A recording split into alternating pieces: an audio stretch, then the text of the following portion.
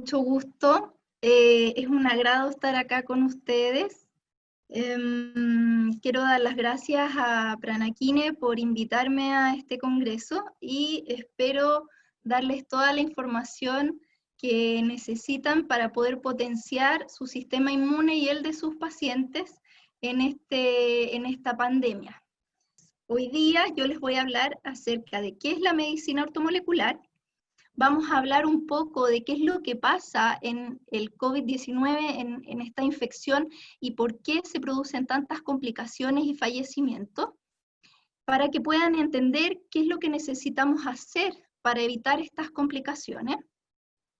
Y vamos a hablar de 5 nutrientes específicos que modulan nuestra respuesta inmune.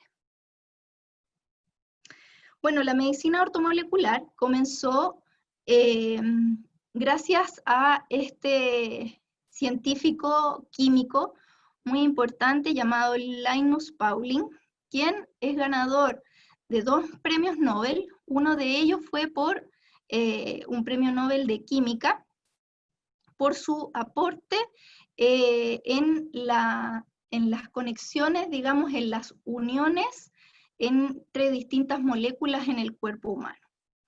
Y ¿cómo se define la medicina ortomolecular? Consiste básicamente en dar el aporte nutricional perfecto y en dosis óptimas para la célula. Lo importante acá es que tenemos que considerar 2 factores.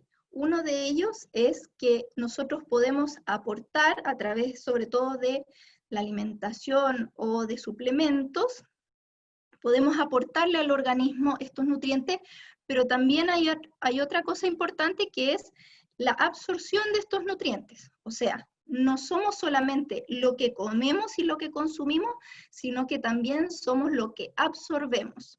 Entonces, para eso, la nutrición ortomolecular también debe ocuparse de la salud intestinal.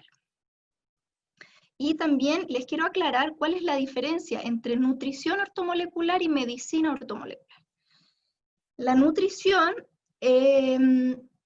se basa en el aporte de nutrientes a través de los alimentos, y la medicina ortomolecular se basa en el aporte a través de suplementos nutricionales, o que también se le puede llamar nutracéuticos. ¿Ya? Normalmente son nutrientes que vienen, por ejemplo, en cápsulas, en polvos, en gotitas, en jarabes, etc. Y también puede ser un aporte endovenoso. Y quiero destacar que la medicina ortomolecular no es una disciplina de las llamadas medicinas alternativas o complementarias, sino que es una disciplina bastante científica, basada en evidencia científica pura y dura, ¿ya? Por lo tanto, debiera considerarse dentro de unos años más, aún no está considerada por la medicina convencional, pero está comenzando a entrar dentro de las disciplinas médicas. Entonces, para comenzar, me gustaría mostrarles esta diapositiva. Bueno, yo sé que hay muchos acá que son profesionales de la salud, pero también puede que haya algunas personas que no sean profesionales de la salud, entonces, o algunos que quizás no recuerden mucho de la inmunología. Entonces les quiero recordar en qué se basa la respuesta inmunológica. Entonces podemos ver acá que tenemos una inmunidad innata y una inmunidad adaptativa. La inmunidad innata, como sabemos, hablando dentro de las infecciones, ya digamos de las defensas en contra de microorganismos, la inmunidad innata es la primera línea de defensa. Entonces podemos observar acá que tenemos las barreras epiteliales, los fagocitos, que pueden ser, por ejemplo, los macrófagos, los neutrófilos, y tenemos también el complemento y las células natural killer. Y dentro de la inmunidad innata podemos observar que se basa básicamente en 2 tipos de células, los linfocitos B y los linfocitos T. Los linfocitos B se encargan de la producción de anticuerpos y los linfocitos T se encargan básicamente de eliminar estos microorganismos directamente a través de distintos mecanismos, como por ejemplo la lisis celular, la citólisis. Entonces, para comenzar a hablar de COVID, les quiero comentar que la causa subyacente a las infecciones graves por COVID-19 y por qué se producen tantas complicaciones y tantos fallecimientos, se ha visto que es debido a algo que se llama la tormenta inflamatoria, ¿ya? ¿Esto qué significa? La tormenta inflamatoria es una respuesta inflamatoria o inmunológica exagerada, ¿ya? Es una respuesta en la cual hay tanta inflamación, tanto nivel de inflamación, que comienzan a funcionar mal o a disfuncionar nuestros órganos, y principalmente esto se focaliza en los pulmones, ¿cierto? Y los pulmones empiezan a llenarse de líquido, y empiezan a llenarse de factores inflamatorios, etcétera, y también se produce una reacción inflamatoria sistémica muy, muy potente. Y esto es lo que finalmente genera las alteraciones de oxigenación, y es por eso que las personas terminan necesitando oxígeno y ventilador mecánico. Y se ha visto en los estudios que los niveles de ferritina, PCR e interleuquina 6, que son marcadores de la inflamación, son más altos en los no sobrevivientes. Pero ¿por qué pasa que algunas personas se complican y otras personas no se complican? ¿Por qué algunas personas tienen una infección leve y otras personas tienen infecciones graves o fallecen? Bueno, esto ocurre porque no sé si habrán escuchado que hay personas que tienen factores de riesgo, que tienen más riesgo en el fondo de complicarse con el COVID, no más riesgo de infectarse. Todos tenemos el mismo riesgo de infectarnos, pero hay personas que tienen mayor riesgo de complicarse y de fallecer. Estas personas son, como sabemos, los adultos mayores y las personas que tienen enfermedades crónicas, ¿ya? Por ejemplo, aquí se nombra un número más o menos grande de pacientes con enfermedades crónicas que tienen mayor riesgo en esta infección. ¿Y cuál es el denominador común de todas estas enfermedades, de todas estas patologías? Es que tienen lo que se llama la inflamación crónica de bajo grado.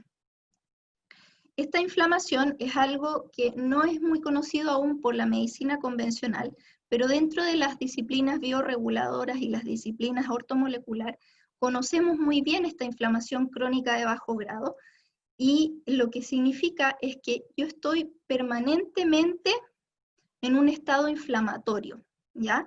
Nosotros conocemos la inflamación clásica, que es dada cuando nosotros podemos ver una infección o una injuria a nuestro cuerpo.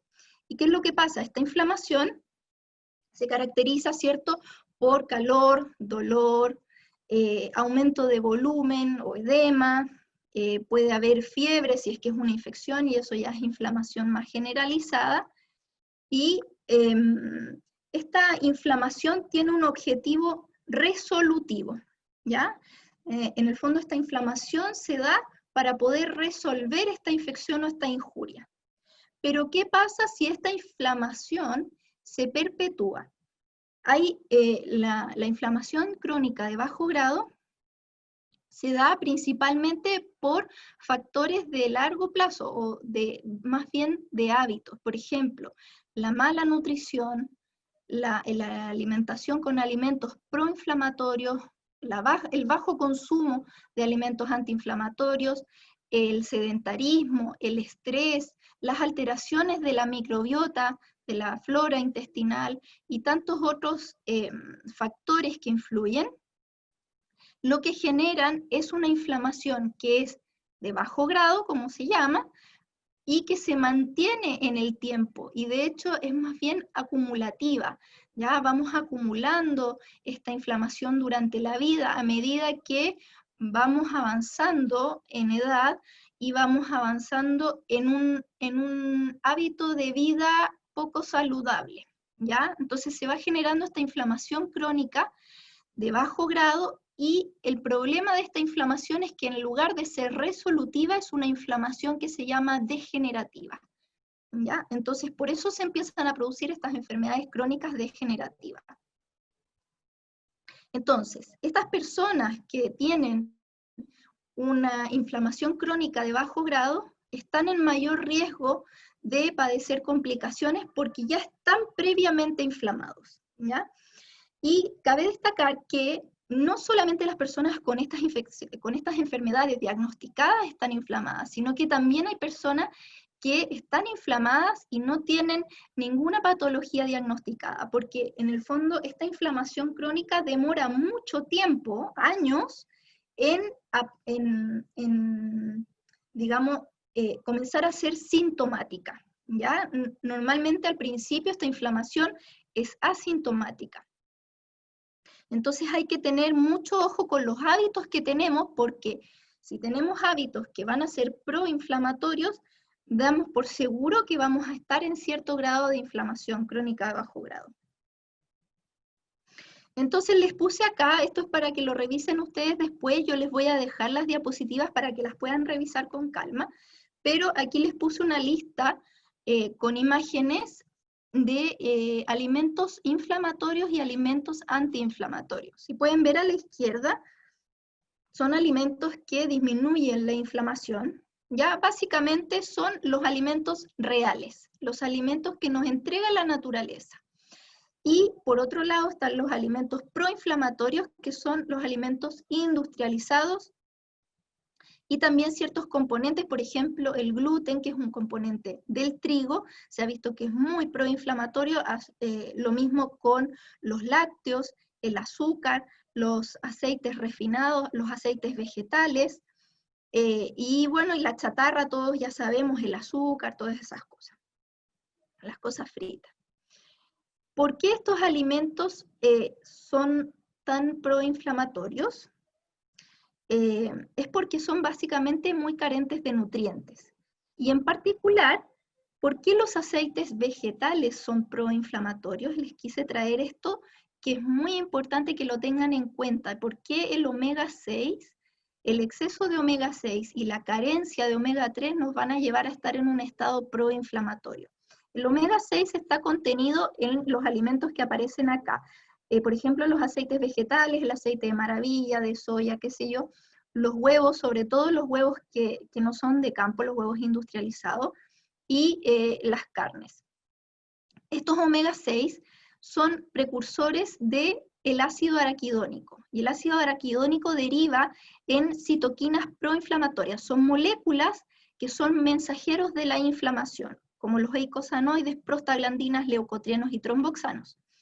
Y por otro lado está el omega 3, que tenemos la opción vegetal de la linasa, por ejemplo, y la opción animal, que viene de los peces, de los pescados grasos sobre todo. Estos son precursores de eicosanoides mínimamente inflamatorios y de moléculas que se llaman proresolutivas, o sea, por ejemplo, las protectinas y las resolvinas. Entonces, si nosotros consumimos mucho omega 6 y poco omega 3, vamos a estar tirando para el lado proinflamatorio. Si consumimos mucho omega 3 y poco omega 6, vamos a estar para el lado más antiinflamatorio. Entonces, ¿qué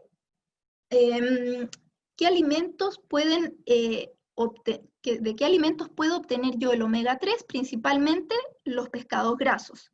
Pero hoy en día está difícil conseguir el omega 3 de una forma segura, porque ya sabemos, el mar está súper contaminado, y los peces grasos que tenemos disponibles, sobre todo acá en Chile, están más escasos, porque por ejemplo tenemos el salmón, que ya es todo de salmonera, entonces es un pez que es más bien proinflamatorio, no tiene adecuadas cantidades de omega 3, y los otros son principalmente enlatados, el atún, el jurel y las sardinas. Entonces, la verdad es que no hay un aporte alimentario muy fácil de encontrar de niveles adecuados de omega 3. Entonces tenemos los distintos suplementos y les quise traer acá las dos marcas que hay en Chile con certificación IFOS. ¿Qué significa esta certificación? Si ustedes se fijan aquí, dice IFOS, acá también. Estas son las únicas dos marcas que tienen esta certificación, que es básicamente certificado de pureza, ¿ya? De que no tienen contaminación con metales pesados y otras toxinas, y también certificación de la dosificación, o sea, que significa que lo que dice la etiqueta efectivamente es lo que trae, la cantidad. Ya todo el resto de los omega 3 disponibles en el mercado no tienen esta certificación. Esta certificación es internacional para todos los omega 3. Entonces yo les recomendaría estos dos tipos de suplementos. ¿Y cuál es la diferencia entre ellos dos? Que los omega UP tenemos dos posibilidades, o vienen en formato de triglicérido o en formato de etiléster. ¿Ya? El etiléster yo no lo recomiendo mucho porque es una forma de omega 3 que viene libre, por así decirlo, que no viene unida a glicerol como es el triglicérido. El triglicérido es la molécula, digamos, como original en la cual viene en los alimentos, ¿ya? Que son 3 moléculas de omega 3 unidas a un glicerol. Entonces, si yo tomo etilester, lo que tiene que hacer mi cuerpo es trabajar un poquito de más y unirle este glicerol que le falta para poder transportarlo a través de todo el cuerpo. Y la otra forma, el fosfolípido, que lo trae la marca Well Plus, es la forma en la cual se deposita en nuestras membranas celulares. ¿Ya? El omega 3 es parte súper importante de la membrana celular, ¿ya? Deberíamos tener aproximadamente entre un 8 a un 12% de omega 3 como parte de la membrana celular, y entonces este es el único de los omega 3 que viene en este formato de fosfolípidos, ¿ya? Entonces en realidad es, por así decirlo, un poco más, como que viene más como la papita picada, por así decirlo, ¿ya? Y lo otro es que se ha visto en algunos estudios, aunque esto todavía es controversial, pero se ha visto en algunos estudios que los fosfolípidos traspasan más fácilmente la barrera hematoencefálica, entonces pueden llegar al sistema nervioso más fácilmente. Entonces, para todos los pacientes que tienen trastornos neurológicos por déficit de omega 3, problemas de memoria, concentración y otros, sería más recomendable. Yo en particular, a mí me gusta usar este porque además tiene muy buena tolerancia y en general no se repite. Bueno, y ahora vamos a hablar sobre los nutrientes críticos para el sistema inmune. Yo quise traerles los 5 principales, pero hay otros que también son importantes, solamente que como teníamos un tiempo limitado, vamos a hablar de estos 5 que son, por así decirlo, los más importantes, los más críticos. Bueno, entonces, comenzamos por la vitamina A. Les traigo este paper que es súper bueno porque es muy explicativo, tiene muchísima información acerca de todo el rol que tiene la vitamina A en el sistema inmune, ¿ya? Así que les recomiendo que lo lean. Este paper está de libre acceso. Y entonces, dentro de este paper, lo que podemos observar es que la vitamina A es muy importante para el sistema inmunológico porque promueve, por ejemplo, la producción de secreciones, lo cual nos va a ayudar a eliminar, ¿cierto?, los microorganismos que ingresen a nuestro sistema respiratorio.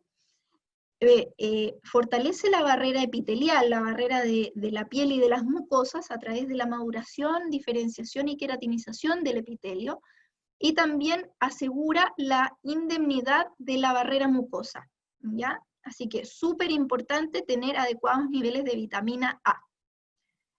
En ratas hemos podido observar que cuando hay carencia, estudios en ratas, que hay defectos en la respuesta mediada por células T y por anticuerpos. Podemos observar también que la carencia en estas mismas ratitas, disminuye la producción de inmunoglobulinas, o sea, de anticuerpos. Muy importante para poder dar una respuesta inmune adaptativa adecuada.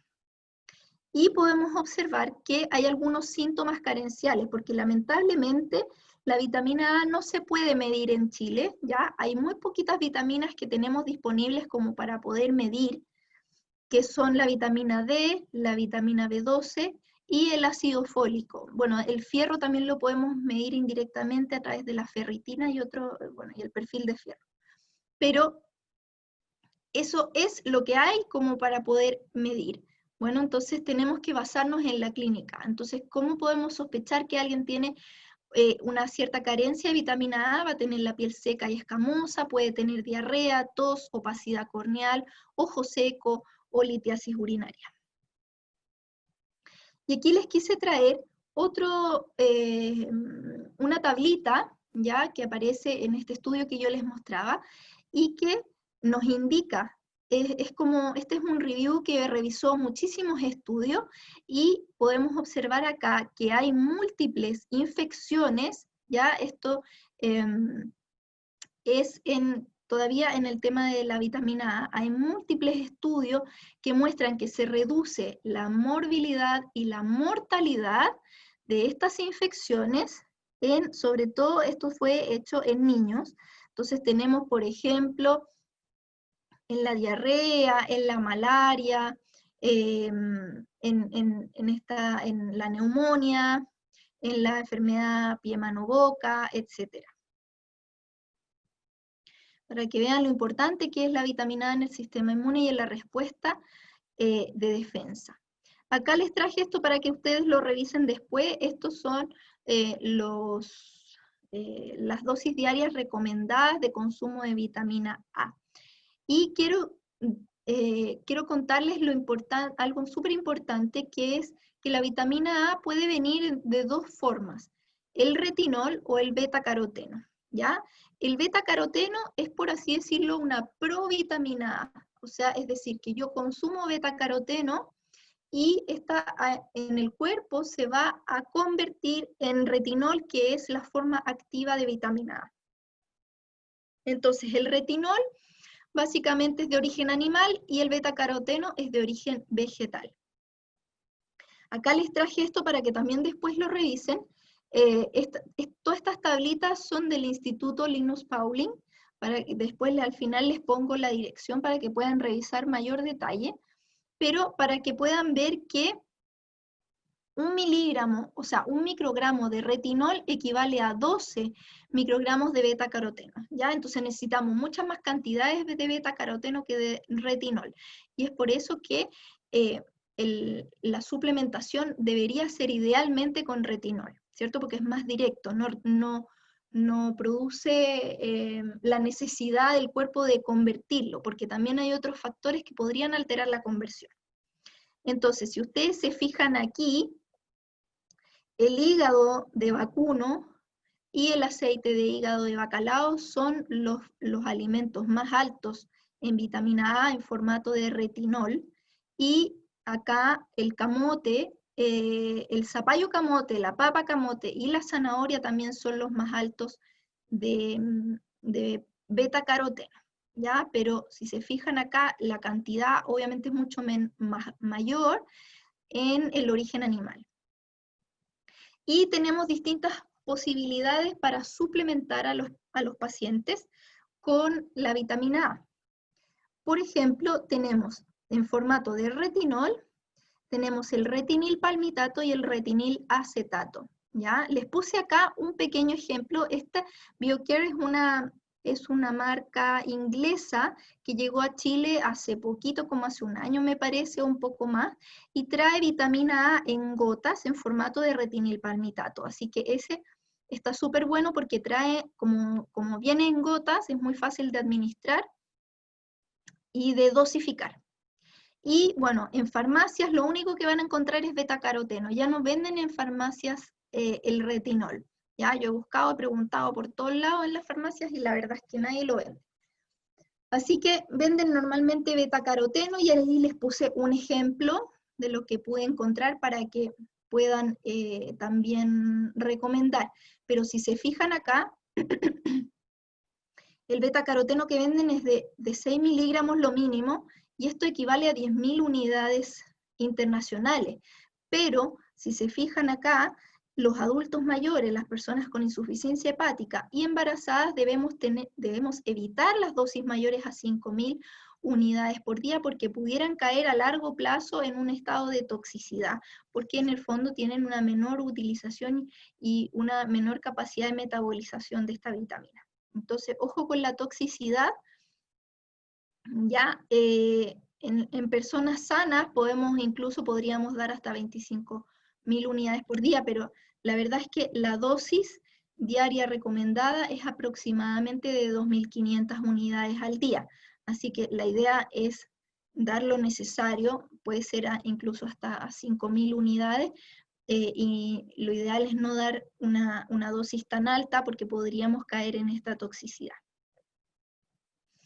Ahora les quiero comentar acerca de la vitamina C. Esta es una vitamina mucho más conocida por todos, me imagino, pero yo les quiero mostrar toda la evidencia que pude recabar en cuanto a la función inmunológica de la vitamina C. Este review también está disponible, digamos, gratuitamente en la revista Nutrients, así que les recomiendo mucho que lo puedan leer. Y les quería comentar que la vitamina C, no sé si ustedes sabrán, pero es un nutriente absolutamente esencial. ¿Qué significa esto?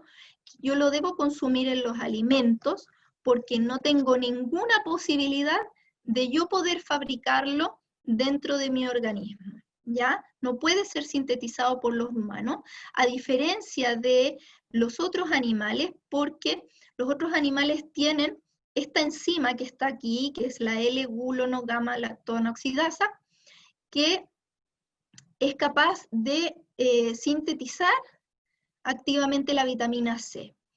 Pero nosotros, los monos y también los conejillos de India, somos las únicas especies en el mundo que no tenemos esta enzima y no podemos producir la vitamina C, por lo tanto necesitamos consumirla diariamente. ¿Ya? Necesitamos consumirla diariamente. ¿Por qué? Porque tenemos una muy baja capacidad de almacenar la vitamina C. La verdad es que la vitamina C prácticamente no se almacena. Se ha visto que se acumula en los glóbulos blancos, pero la verdad es que no dura mucho. Entonces es por eso que la deficiencia de vitamina C es una de las más frecuentes. ¿Ya? Entonces tenemos que asegurarnos de consumir vitamina C todos los días para poder mantener nuestro sistema inmune fuerte. ¿Y por qué? Porque la vitamina C no solamente participa en la respuesta inmune, sino que también en la producción de colágeno. Entonces, la integridad de nuestras barreras epiteliales se va a ver comprometida si no tenemos vitamina C. También favorece el metabolismo de la energía a través de ayudar a la carnitina a entrar a la mitocondria y poder ayudar en el proceso de generación de energía, ¿ya? Participa también, esto es súper importante, participa la vitamina C en la producción de catecolaminas. Para los que no sepan, las catecolaminas son las hormonas del estrés. Ya tenemos la adrenalina, la noradrenalina, y también participa en la hormona del estrés que muchos conocemos, que es el cortisol. Entonces, cuando estamos en estados de estrés persistente, o incluso en estrés agudo, necesitamos mucha mayor cantidad de vitamina C. De hecho, se ha visto que, por ejemplo, un ratoncito o un conejito, qué sé yo, animales que pueden producir vitamina C, aumentan sus niveles de vitamina C ante un estrés agudo, pero así como miles de veces.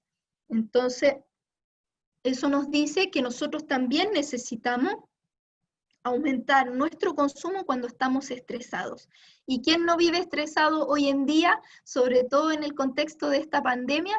Yo diría que estaríamos todos con al menos un pequeño grado de estrés. Entonces, aparte de manejar nuestro estrés a través de todas las técnicas que nos enseñaba Boris, también deberíamos asegurarnos de consumir más vitamina C.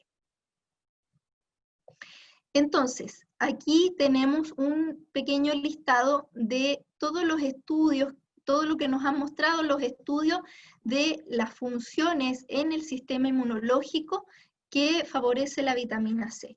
Por ejemplo, en las barreras epiteliales, mejora, por ejemplo, la queratinización, los fibroblastos, disminuye el tiempo de cicatrización en los pacientes, etc. En los fagocitos, como los neutrófilos y los macrófagos, actúa como un antioxidante, mejora la motilidad, mejora la fagocitosis, mejora la capacidad de matar a los microorganismos, facilita la apoptosis y el clearance de estos mismos fagocitos de los sitios de infección, lo cual es súper importante, que no se quede ahí pegado este acúmulo de células, porque eso es lo que va formando después la tan conocida pus, y puede formar, digamos, colecciones como, qué sé yo, abscesos y etcétera. Y esto es lo que pasa en el COVID-19, que se infectan los pulmones y se genera una colección muy importante de no solamente de células infectadas, sino que también de estas células del sistema inmunológico. También actúa sobre los linfocitos B y los linfocitos T, y sobre los mediadores inflamatorios. Aquí súper importante, ¿se acuerdan de la tormenta inflamatoria?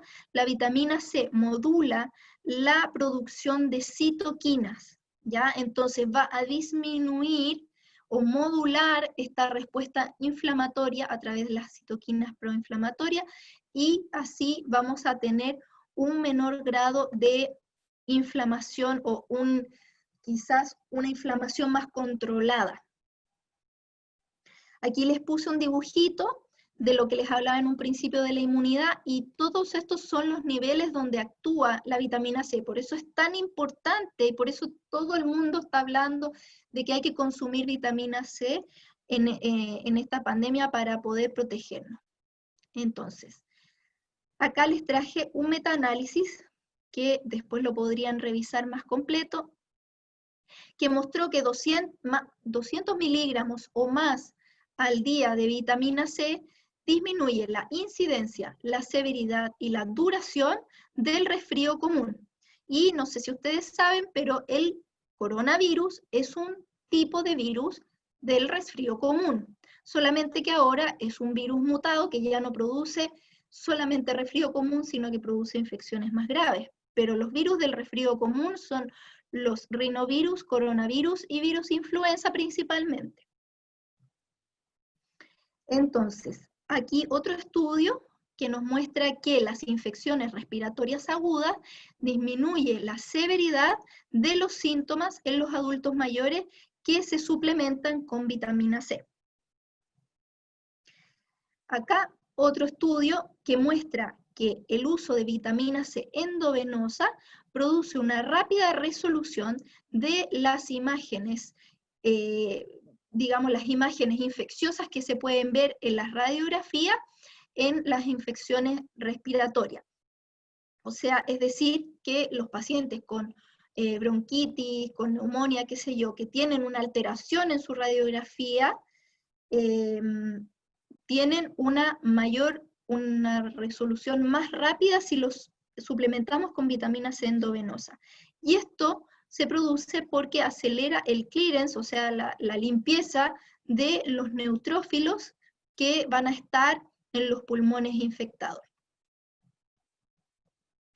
Acá otro estudio que ya está hecho en COVID-19, que lo que concluye es que se ha hecho un uso exitoso de altas dosis de vitamina C en el tratamiento de 50 pacientes COVID-19 de moderado a severo en China. ¿Qué es lo que hicieron? Les daban 10 a 20 miligramos, o sea, gramos, perdón, 10 a 20 gramos de vitamina C endovenosa a los pacientes con COVID moderado a severo, y esto fue todo un éxito porque veían que mejoraba la oxigenación en tiempo real y que los pacientes se curaron y finalmente se dieron de alta mucho más que los pacientes que no se trataron con vitamina C.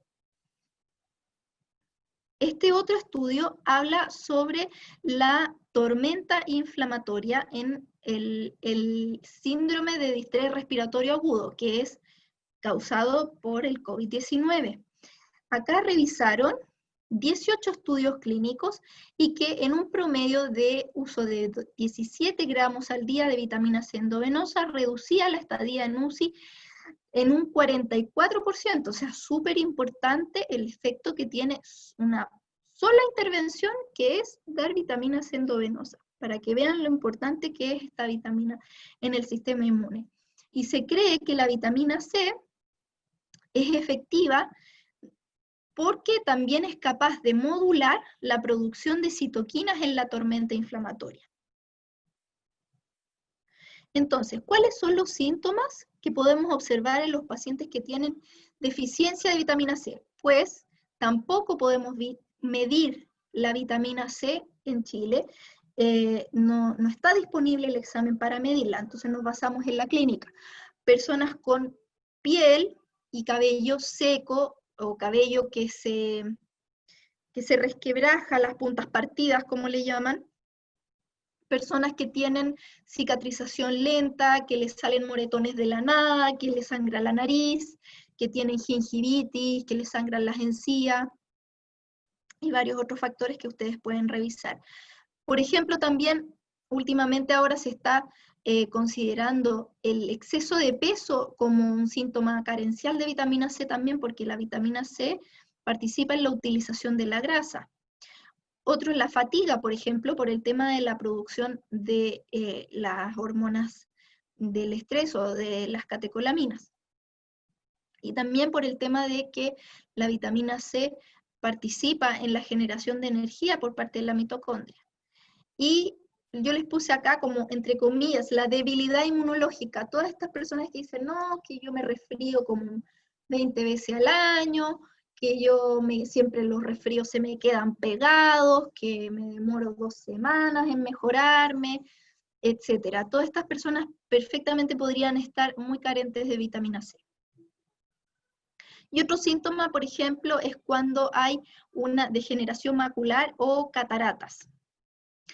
Este es un síntoma ya de una carencia mucho más grave, que se llama escorbuto. Antiguamente existía el escorbuto, sobre todo en los marinos de estos barcos que no tenían refrigeradores, obviamente, no podían llevar frutas ni verduras, entonces caían en una carencia tan grave que se llamaba escorbuto.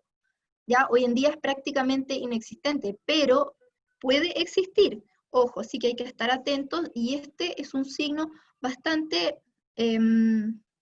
característico, que se ponen los pelitos con el vello corporal como una colita de chancho, ¿ya? Pero también podemos ver en las personas que se les sueltan los dientes, que tienen las uñas agrietadas, que les sangran fácilmente las encías. Y les quiero mostrar esta fotito porque las naranjas y los cítricos no son las únicas fuentes de vitamina C. También, por ejemplo, los pimentones, el brócoli, el tomate, son alimentos muy altos en vitamina C, los berries también. Y aquí, esto para que lo revisen después, son las cantidades de cada alimento. Esto también se sacó del Instituto Linus Pauling. Y para que puedan ver acá que, imagínense, este es el kiwi amarillo, este que no lo venden mucho acá en Chile, que es el que más tiene, y tiene 131 miligramos, o sea que no es mucha la cantidad que podemos obtener de los alimentos, si se fijan. Ya, por ejemplo, una naranja supuestamente tiene 93 miligramos, pero hay que considerar que hoy en día la industrialización de la agricultura y el monocultivo y todo esto de los transgénicos y todas estas cosas han disminuido considerablemente los niveles de nutrientes, por lo tanto que no necesariamente yo voy a estar segura de que si me como una naranja tengo 93 miligramos de vitamina C. Así que ojo con eso. Acá los requerimientos diarios, y si se fijan, les quise poner esto, que los fumadores tienen un requerimiento bastante mayor que las personas comunes, porque el cigarro, como es un prooxidante, nos consume mucha vitamina C, que es en el fondo un antioxidante, es el antioxidante por excelencia de nuestro organismo. ¿Ya? Así que ojo con los fumadores que necesitan mucha más vitamina C. Pero si ustedes se fijan acá, este es un estudio que nos habla de si se hacen la pregunta en el fondo de si la suplementación con vitamina C es necesaria para tener una salud óptima.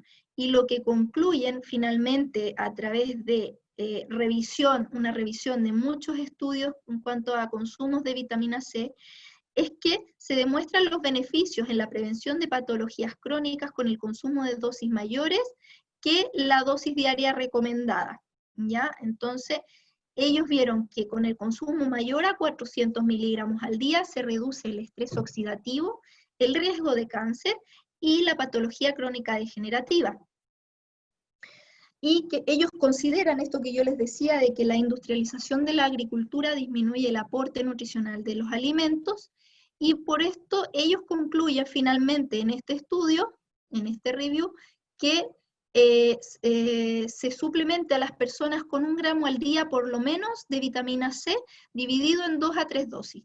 ¿Y por qué dividido en 2 a 3 dosis? Porque cuando yo consumo vitamina C, el pic de niveles en sangre se da aproximadamente entre las 4 a 6 horas. Por lo tanto, si yo me lo tomo solamente en la mañana, ya por la tarde no me va a quedar mucha vitamina C circulante, ¿ya? Entonces, por eso que es recomendable 2 a 3 dosis al día. En particular, yo lo que hago es que les recomiendo a mis pacientes por lo menos 500 miligramos cada 12 horas, o en la mañana y en la tarde, ¿ya? Porque tomar 3 veces al día, así como per sécula para siempre, es un poco más complejo de llevar a cabo, pero sí por lo menos 2 veces al día es mucho más lograble. Y acá les puse las distintas formas de administración que podemos tener la vitamina C en suplemento. ¿Ya? La típica es el ácido ascórbico, eso está por todos lados, es la más común, ¿ya? Y que tiene una bastante buena absorción y una súper buena acción y todo, y es como lo más parecido a los alimentos. Pero se han estudiado otras formas que también son igualmente buenas, por ejemplo, las sales de ascorbato, que puede ser ascorbato de sodio o de calcio. En particular, estas sales nos sirven para las personas que tienen intolerancia gástrica, que tienen, por ejemplo, gastritis, acidez, que les cae pesado la vitamina C porque es muy ácida. Pueden ocupar estas y está la más conocida es la Neutro C, de la marca FDC, que la venden en las farmacias, no, en todas estas farmacias naturistas. La otra, unas formas nuevas que han salido también, pero que no hay tantos estudios, no hay tanta conclusión respecto a ellas, es el éster C y la vitamina C liposomal. La gracia de la vitamina C liposomal es que se supone que tiene una mejor absorción y mejor llegada a las células porque viene envuelta en estos liposomas que son como, por así decirlo, una membrana lipídica, entonces es más fácil absorberla, ¿ya? Pero todavía igual hay pocos estudios que puedan avalar que esto realmente sea con un buen costo-beneficio. Perfecto. Ahora vamos a hablar de la vitamina D. Cualquier duda que vayan teniendo, me olvidé decirlo al principio, que la vayan mandando a través del chat para yo poder contestarlas al final. Bueno, la vitamina D normalmente se conoce como la vitamina D del sol, la vitamina que sirve para la absorción del calcio, ¿cierto? Para los huesos, qué sé yo, pero ahora ya se sabe que tiene múltiples funciones en nuestro organismo, incluso como hormona, pero en el sistema inmune tiene un rol fundamental y hoy en día ya se habla en los estudios de que la vitamina D es un inmunomodulador, ¿ya? ¿Por qué? Porque se ha visto, por ejemplo, les traje esta figurita para mostrarles que el consumo de vitaminas D o la suplementación puede ayudar en la quimiotaxis, la autofagia y la fagocitosis de los microorganismos a través de las células de la inmunidad innata. Perdón, la quimiotaxis, no sé si todos conocerán lo que es, pero en el fondo es cuando yo tengo una infección en un lugar de mi cuerpo y el sistema inmune es llamado a venir, es como yo estoy llamando a los pacos, oye, por favor, vengan a ayudarme. La quimiotaxis en el fondo es esta atracción del sistema inmune y este movimiento de las células inmunes hacia el lugar de la infección. También se ha visto que la vitamina D es capaz de inducir la producción de péptidos antimicrobiales como las defensinas y aumenta la barrera física, sobre todo en las mucosas y la barrera epitelial. También se ha visto que reduce la permeabilidad intestinal, por lo tanto nos ayuda a defendernos de los atacantes, por así decirlo, que entran a través del sistema digestivo o respiratorio, a través de las mucosas, y se ha visto también que influye sobre la composición de la microbiota intestinal. ¿Ya? GM es Gut Microbiota. Y esto a su vez hace que, como la microbiota está muy relacionada con el sistema inmunológico, hace que se reduzca la inflamación que es producida en el fondo cuando hay un desequilibrio o una carencia de estos microorganismos beneficiosos. Entonces, también podemos observar en este otro estudio que dice que la vitamina C hace que se haga un shift, un cambio, desde un estado proinflamatorio a un estado más tolerogénico a través de cambios en los linfocitos T helper y las células presentadoras de antígenos. Por ejemplo, en los linfocitos T helper 1 y 2, modula la proliferación, maduración y la producción de citoquinas. En los T helper 2 estimula las citoquinas antiinflamatorias, y también esto es súper importante, tenemos los linfocitos TH3 o los llamados linfocitos T reguladores, que los estimula y los induce. Entonces, por eso que se dice que la vitamina D es un inmunomodulador. Y podemos obtenerla en dos formatos. La vitamina D vegetal, que podemos encontrarla principalmente en los champiñones, y la vitamina D3, o sea, animal, que la podemos obtener de varias fuentes animales, principalmente los peces grasos, ¿ya? Los pescados grasos, pero también los huevos de campo y algunos quesos pueden aportarnos vitamina D. Bueno, los lácteos en general, pero yo no recomiendo en particular el consumo de lácteos por lo que les decía de que es un alimento proinflamatorio, a excepción de algunos quesos grasos en un consumo muy moderado. Personas que no tienen intolerancia ni alergia alimentaria podrían beneficiarse por tener este contenido de vitamina D3. Pero en realidad el pescado es la mejor fuente. Y según la gracia de la vitamina D es que podemos medirla en sangre, y se ha visto que una buena parte de la población tiene disminución de los niveles de vitamina D, que no tienen los niveles sobre 30, que son los ideales. Entonces, en estas personas, cuando hay una deficiencia, obviamente, mientras más deficiencia, más dosis necesito, pero yo recomendaría una dosis de 2000 unidades al día, por lo menos, de vitamina D, que es bastante más que la dosis diaria recomendada. Incluso los pacientes que tienen muy bajos niveles, por ejemplo de 15 para abajo, yo les dejo 4000 unidades diarias de vitamina D3. Y se ha visto que, como ya sabemos todos, la vitamina D también se puede producir por la exposición solar. Se ha visto que una exposición solar, el tiempo necesario para producir un mínimo eritema o enrojecimiento de la piel, mínimo, o sea que la piel se empiece a poner recién rosadita, puede ser equivalente a un consumo de 10.000 a 25.000 unidades internacionales de vitamina D. Eso es lo poderoso que es el sol y por eso es tan importante que nos expongamos al sol las veces que más podamos. ¿Ya?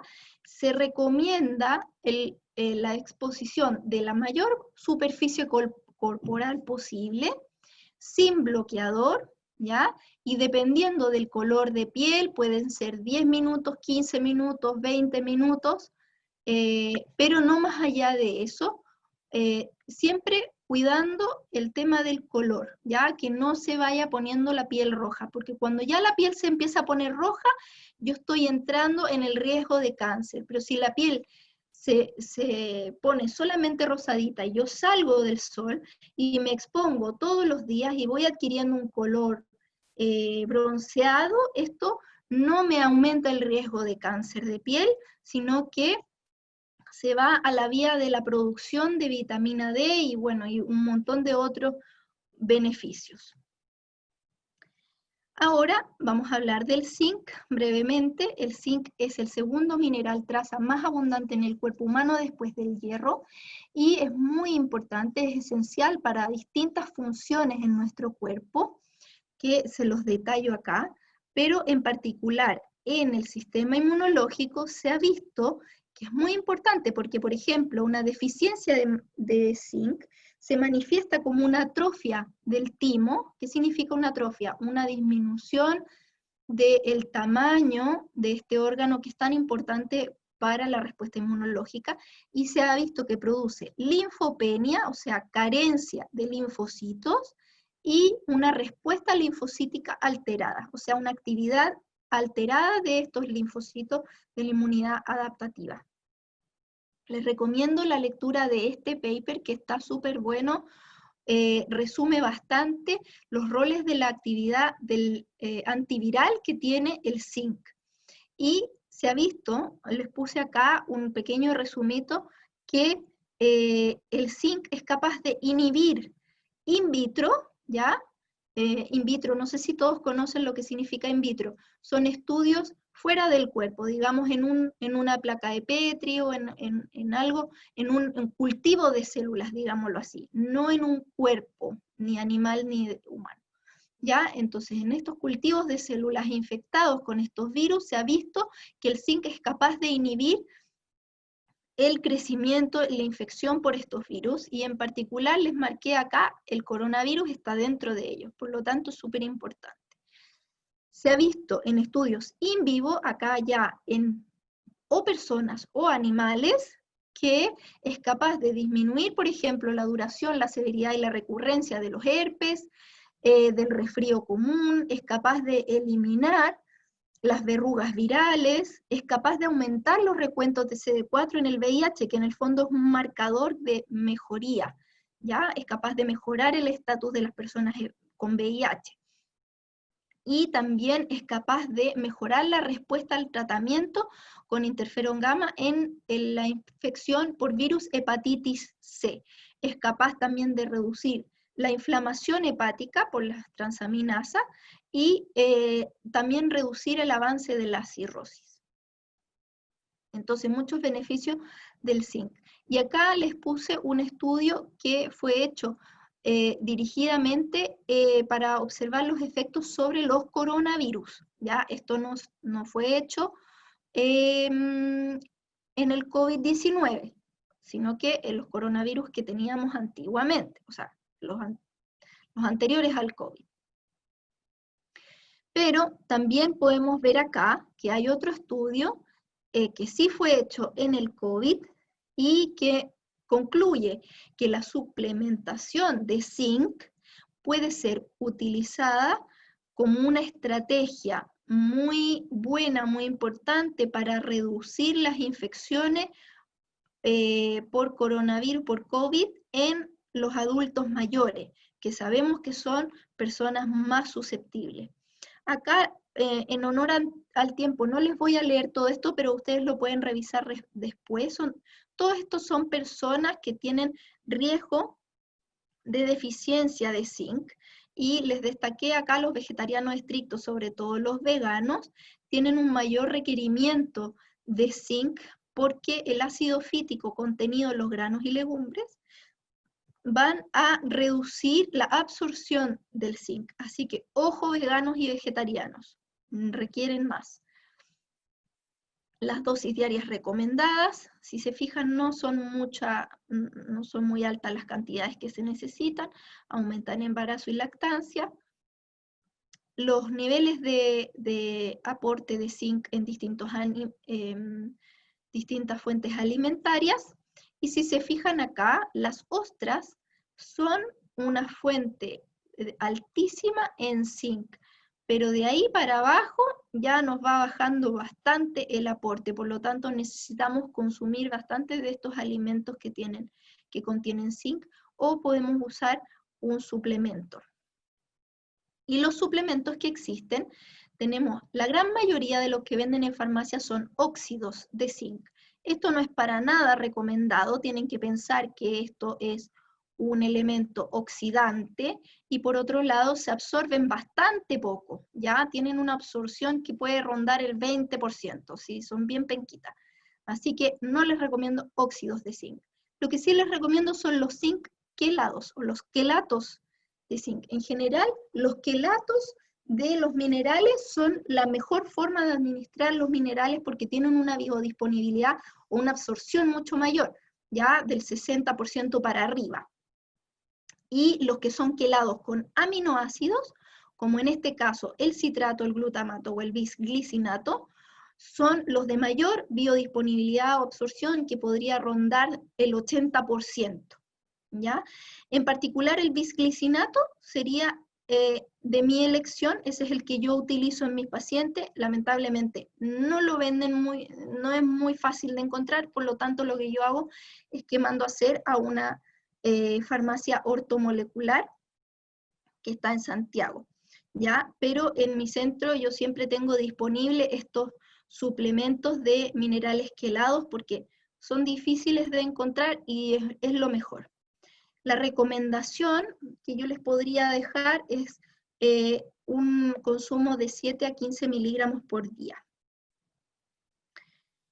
Bueno, lo que les quería decir de esto es que hay que tener ojo con el uso excesivo de zinc, porque si yo uso mucho zinc a largo plazo puedo generar una deficiencia de cobre, y que es el último mineral del cual vamos a hablar.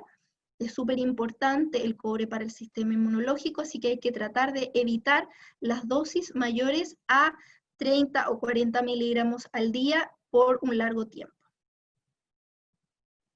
Y ojo en las personas que consumen hipoglicemiantes, porque el zinc podría eventualmente bajarles la glicemia, y también los que usan quinolonas o tetraciclinas, que son antibióticos, porque disminuyen la absorción de zinc, y a su vez el consumo de zinc disminuye la absorción de estos antibióticos.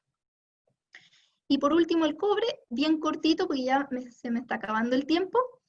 El cobre es un nutriente crítico en la función inmune, pero no se han dilucidado los mecanismos exactos por los cuales actúa. Solamente se sabe que tiene propiedades antimicrobianas y que se acumula en los sitios inflamados e infectados. Su deficiencia resulta en neutropenia e inadecuada respuesta de células mononucleares ante una infección, pero también se ha visto que el consumo excesivo y crónico también altera la producción de inmunoglobulinas. Por lo tanto, hay que tener ojo acá con el cobre, que es muy fundamental, pero no hay que consumirlo en exceso. Y aquí les dejo una fotito de el Linus Pauling Institute, ya que es como toda la información que necesitan saber acerca del cobre. Las dosis necesarias diariamente son aproximadamente 900 microgramos, ya una fuente importante de cobre son las ostras también, al igual que el zinc, y otros mariscos, también las castañas de cajú, las avellanas y las almendras, y las legumbres, ¿ya? Y tenemos un rango amplio también para poder utilizarlo, porque se ha visto que la dosis tóxica recién empieza al consumir 10.000 microgramos al día, o sea, 10 miligramos, que estaría bastante lejos de los 900 microgramos que yo necesito. Les dejo acá una un estudio que les recomiendo leer, ya estoy casi segura que también estaba abierto, digamos, sí, este estudio y todos los estudios, de hecho, todos los estudios relacionados con COVID-19 los están dando digamos, gratuitos, sin tener que pagar para poder descargarlos. Así que lo pueden descargar gratis sin tener que pagar y es un resumen de todos los micronutrientes importantes en esta pandemia, ¿ya? Porque aquí yo hablé de 5 fundamentales, más el omega 3, pero también hay otros, como el selenio y otras cosas. Y les dejo estos sitios recomendados también. Miren, el primero, es un sitio maravilloso en el cual yo puedo descargar todos los papers gratuitamente. Es decir, yo copio la dirección del paper, la pongo ahí en este sitio y me la descarga, aunque sea un paper que hay que pagar, ¿ya? Así que es un sitio maravilloso para poder obtener evidencia científica. Y les dejo la dirección del Linus Pauling Institute, sobre todo el Micronutrient Information Center, que es, en el fondo, es como un sitio dentro del Linus Pauling Institute, es un sitio específico de información para todas las personas que quieran informarse acerca de los nutrientes importantes para la salud, y están ahí todos los nutrientes, desde vitaminas hasta minerales, hasta los omega, hay de todo, información de todo, súper clara y bastante amigable incluso para las personas que no son médicos. Así que eso sería lo que quería compartir con ustedes hoy. No sé si hay preguntas, me imagino que sí. Hay preguntas por aquí. Aquí les dejo mis contactos para que por si tienen más dudas después o me quieren preguntar cualquier cosa sobre dónde obtener estos suplementos, qué sé yo. Y también les dejo mis redes sociales, que yo siempre estoy publicando bastantes cosas acerca de consejos de salud, no solamente de la medicina ortomolecular, sino que también de autocuidado.